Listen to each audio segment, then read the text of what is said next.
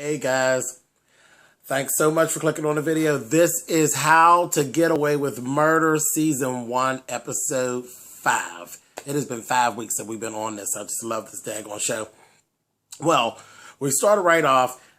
They were actually there in class, and Laurel is finally coming out of her shell. Annalise, she had answered a question in the class, and Annalise, the way she answered the question, Annalise felt like she was showing off. And she basically corrected Annalise and told her, I wasn't showing off. I was answering your question with this, and this. And she says, oh, okay, looks like somebody came ready to fight today. So she's finally starting to come out of her show because, for all these episodes, for the most part, Laurel's been pretty quiet, but hey, Laurel done got her a boyfriend. She got John on the other side, and he's wanting some, and coming out of her little shell. She really is. But anyway, moving on. When we first get in back, you remember those 9 words last week. Why is your penis on a dead girl's phone? I was so done. That just threw me. I said, oh my gosh, this is just too much. Just everything's going on. So I was shocked with that. They had the conversation. They had a little tussle because, naturally there's always people around. And Bonnie was downstairs. And I already told you about that Bonnie. We need to watch that Bonnie. That bitch is kind of slick. And we know that she likes Professor Keating. She has it for Sam. He just moistens her right on up. But anyway, Annalise was getting a little loud. He kind of put his hand over her mouth and she told him, don't touch me. Don't you touch me. It wasn't that she was afraid of him. She's more or less, in that whole thing of, you're lying and this, that, and the other. So as they go on with their argument, we actually found out that Annalise, when he married her, was actually a jump off. Because he said something about something that she says, it was just sex. I don't care anything about her. And he's like, yeah, ask your first wife. So that's how Annalise got him. She took him off of the first wife. So she's really bent out of shape. But now the thing is, love Annalise dearly, but remember, girlfriend, what comes around goes around. You took him off of somebody else, so naturally somebody's going to take him off of you. That's just the way it is. I've told you all before. Karma is a big, fat, dirty, greasy black bitch. And it always happens that way. How you get it is how you lose it. So ain't a real big issue. But anyway, so moving on. The case that they're actually going to be dealing with is a little boy named Ryan, who he was the teenage child of a situation where the father was a cop. He was abusive to the mother. And, that whole story. Cops don't get in trouble. Cops do what they want to do. So it was that whole thing that went on. Well, it all escalated, and this one particular day, he started up with all that loudness and all that carrying on, and Ryan blew his ass away. So this is basically what they're kind of dealing with here. And they're, he was a writer. He blogged and everything like that. So there was different things that was in his blog that made him look a little, like he's a little loose, because he said something, he had made a song and said something about putting the hot metal in his dad's head and all of this kind of carrying on. So it was making him look like a little sociopath, but whatever. So they're basically trying to deal with that whole thing. Well, in the midst of doing this, be it as though the mother, she's basically, it's the wife of the mother. She's the wife of the man that's dead, the mother of the child on trial. The judge, the prosecution actually got it thrown out. Her testimony was thrown out. So anything about the abuse, alleged abuse, because there was no records or anything like that. The game. You know how the game plays. All of that was thrown out. They weren't even allowed to bring any of that up in court. So Annalise is trying to figure out how the hell are we going to fight this? And then she tells the guys, listen, what we got to do, we have to win over the jury is what you have to do. You have to win over the jury, get them in their feelings. So with the argument back and forth, that's basically what they were doing. Trying to get them back in their feelings. She told the guys about the blog. She said, you need to know the blog backwards and forwards. We need them to bring something up from the blog. If something comes up from the blog, I can get it presented back into the court. And that's surely what they did. Laurel was the one that was dead on it. whenever there were situations about the song that the little boy had done. He had done this song for a talent show at the school, and one of the teachers actually had brought it up, and she was saying that the lyrics were disturbing, and Laura was dead on it. She was like, these are the lyrics that are actually in the blog. She actually handed her iPad to Annalise right there in court, and Annalise says, are these the lyrics that you're making reference to? These were actually in the blog. He blogged them a few weeks before that performance. And the prosecution was pissed, but the judge was like, I'm sorry, I'm going to allow it. And then he gave the numbers and the statute by which it had to be allowed back into the trial. So it was like, bam, no problem. Now let's work it, and that's basically what they were doing. And they were watching as the testimonies went on and how they were winning over the whole thing.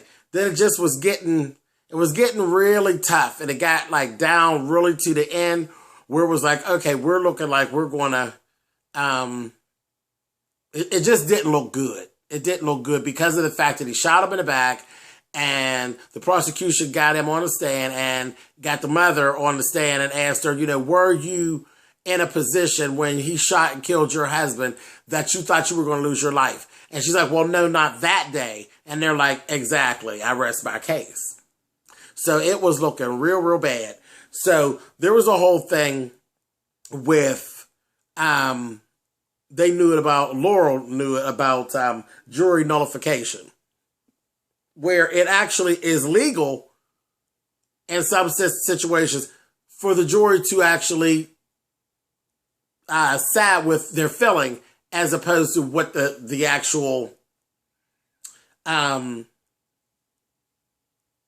side with their feelings as opposed to all the stuff that's there. Like, okay, all of the evidence.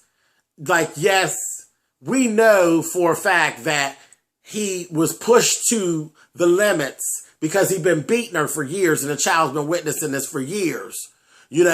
Oh no, this day he didn't have her down on the ground choking her, but last Wednesday he did. So, that kind of thing. Laurel actually printed everything up and left it on a bench. When one of the jurors was going to go sit down, she left it on the bench and walked off. Now, definitely this could have been horrible. John actually did see it, told her she was an idiot, and said, I have to report it to Annalise, this, that, thing, and the other. Annalise told him to take it on back to the DA. Yeah, so he actually had to report it to the DA and all of that. So I'm like, okay, I'm following. I'm like, what the heck is Annalise doing? So, as it all turned out, it ended up being the judge, it was a mistrial, because it said somebody had tampered with the jury, and the juror she said, yeah, it was me. She said, I'm the one that knew about nullification. I did bring it up, to the rest of the jurors. The judge ruled it as a mistrial, and the little boy ended up getting probation and counseling. So it actually did work out. They didn't win, but it worked out. Okay, so in the interim, in our background story, Annalise goes to see Nick, okay? So he accuses her and tells her, yeah, you got me fired from my job, this, that, thing, and the other. And Annalise is like, what do you mean I got you fired? She was absolutely clueless. She didn't know he had actually been fired. But what had happened, it was that mess that Bonnie pulled last episode when Bonnie went and reported that he was in Professor Keating's car and all of that bull crap. So Annalise didn't know. But she's like, oh, okay, she figured it out. So he's pissed. He told her, yeah, he says, you want to live with a killer? You go right ahead and lay up with a killer. Y'all have a good night. So he's not listening to her at all. So it's like, oh gosh, this is terrible. So she, of course, Annalise knew right where to go. She called up Bonnie, honey, and she told her, she says, she was saying it to her. She said, I know how you got the video footage of Rebecca's confession now. And she's saying something to her. And then she says, well, she told her she's sorry and she should have told her earlier or whatever. And she told her, she says, well, she said, you just stop. And she said, you know and I know that you were keeping up with the best interest of somebody in here, but you know it wasn't me. So Annalise actually knows, like I said, she knows that that fucking Bonnie wants her motherfucking husband, and she don't trust that bitch, and she shouldn't. As I told you, she's shady. She looks shady. She got a whole little shady little vibe going on. But anyway, she's better than me because I would have had that whore up underneath my roof. She would not be walking around in my practice, in my house, around my goddamn husband. Now, you can go ahead and take you from me, bitch, but I'm not going to open the door for him to carry his shit out. I'm not, I ain't built that way. I've been done beat Bonnie to death. But anyway, so she told her, she says, and Bonnie, thank you for looking out for my husband. I said, oh, Annalise, you're a mess, girl. But anyway, so that was going on. And Nick told her, that the alibi didn't check out. So now she has that whole thing going on. She questioned him again. She pulled him, questioned him about his whereabouts the day the girl died. He said he was sorry, that he didn't hurt her, that he definitely did not hurt her, that he was sorry about sleeping with her and lying about it and all of that stuff. So she made him give Rebecca a psych evaluation. So she was in the other room and they were videoing and she was listening to everything. And that's the whole thing was Rebecca was telling about how she knew that Lila was dealing with a married man and she called him Mr. Darcy, this, that, thing, and the other, and talked about how he was bored with his marriage and he was so in love with her and all of this. And then it got down to the little ding-dong picture in the phone and all that, but this was all Mr. Darcy. So at that point, Annalise and Professor Kitty were all sold on the fact that she didn't know, nobody knew that he is Mr. Darcy. So we're like, okay, cool, no problem. Well, later on that night, when Wes goes home, she had asked to go to the bathroom before they left the office. They left. Later that night, Wes gets home, Rebecca's gone. Keys in the door, girlfriend, she done bolted. And she's out on bond. So she done rolled. And I'm like, oh boy, here we go. Okay, so Wes actually she calls Wes and she's telling Wes that he cannot trust Annalise because they're in it together. Wes doesn't know what the hell she's talking about. So they end up going on and on. And he's telling her, just tell me where you are, I'm going to come and get you. She's telling him no. The two of them are in it together. And he's saying, what are you talking about? She said, it's the wallpaper. Look at the wallpaper in the bathroom. Look at the wallpaper. So that's that. So he ends up sneaking into the house, going up there, finding out that the wallpaper, Annalise is trying to figure out because she done bust him like, what the hell are you doing up in here? Because she had already told the husband. He told her, I didn't do that. I didn't hurt that girl. And she's like, no, I know that you're a liar. And that's the only thing I know about you for sure. You sleep on the couch. He eased on past him, went upstairs, went up into the thing, seen the wallpaper, knew exactly what Rebecca was talking about. Annalise busted him and said, what are you doing in here? And that's what she said. Your husband is Mr. Darcy. And that whole thing. So it was just like this big upset, and that was that. So we kind of ended there. So we're going to move on next week to whatever's going to happen from there. But that's basically it. That's all we had in this episode. So guys, you can thumbs up or thumbs down the video. You know what to do. And I'll see y'all next week.